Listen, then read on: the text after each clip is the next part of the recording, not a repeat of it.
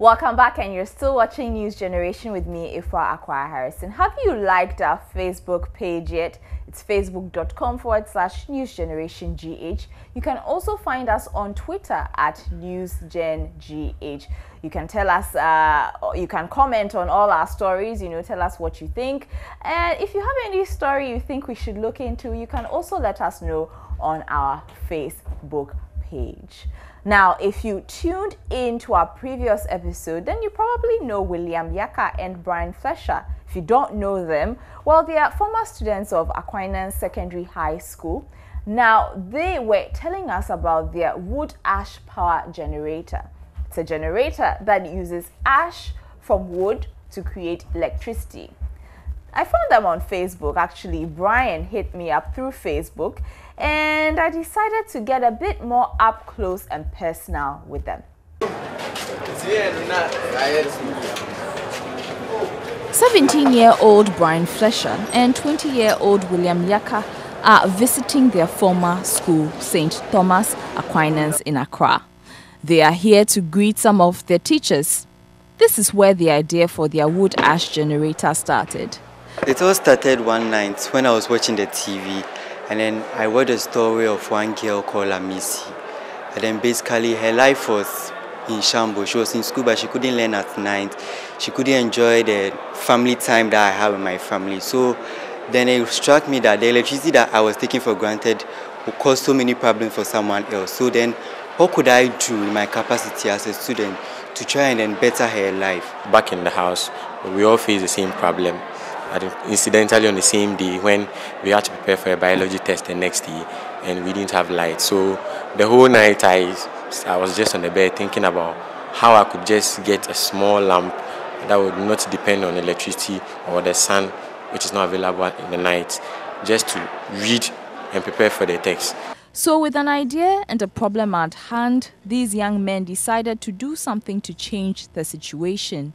We had learned something that from electrochemical cells, batteries are produced from other chemicals. So if you could get another chemical to replace, something very common in our community, to replace the chemicals that are used to produce the battery, we could make our own batteries with those common things. The first thing we powered was a clock. I was ecstatic. I actually went out to call people to come and see what we had done.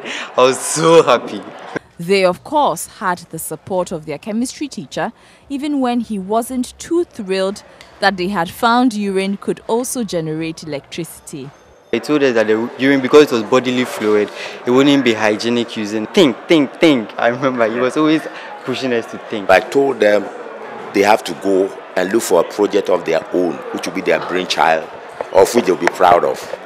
So they brought some suggestions. I said, no, that one not likely to work, and eventually they brought this very one that has to do with using the wood ash to generate electricity. I said, well, let's start. Very proud of them, that the knowledge you are imparting in the classroom has not been in vain. You were able to turn it around to come up with something very useful, very productive. William and Brian both come from humble backgrounds. They tell us how they grew up. My mother is a teacher, preschool teacher, and my daddy is part-time farmer, part-time computer programmer. Basically that. We are three boys. I'm the second. My oldest brother has completed senior high school like me. My younger brother is currently in senior high school. We are a small family. Basically that. Then my parents are they were very supportive of my idea. My mom didn't do science, but my dad did. So he would advise us, give us access to his laptop to do some research whenever I wanted to. And my mom always, I tell her, Mom, I'll be able to power this. She'd be like, yay! But then she didn't really know much into it because she didn't do science. But then at the end, she was also very supportive. I'm 20 years. Actually, I started schooling very late because back in the village, at Dabala, we had a problem, those old systems that you had to, your right hand should touch your left ear before you're admitted to class 1. And I couldn't do that, so I was delayed, so I started schooling at 8. Yeah. So you say you are from Dabala. Where is Dabala? Water region. Where Where exactly in the Volta region? In the South Tonk constituency. Yeah, in the Volta region. Yeah. So that's where you did your primary education. So I went, that's where I had my class 1 education. I didn't go to nursery or kindergarten. I had admission straight to class 1. Then from class 1 we moved to join my father back at Okbonglo. Yeah. So my mom is a trader, my dad is a corn miller. My mom didn't go to school. My dad went to senior high school. I want to be a neurosurgeon, an engineer, a philanthropist. I just want to do a lot of things because I think I can be versatile, and anytime I open my mind to do anything I want to do, I'm able to do it. So I don't want to limit myself to any profession. I want to be versatile so that I can function everywhere. The future is exciting for these young men as they plan to do more for their country. I want to be a cardiologist and an engineer. Cardiology because I personally want to help people with heart problems, and then engineering because I think there are so many other backlane ideas that I could work with.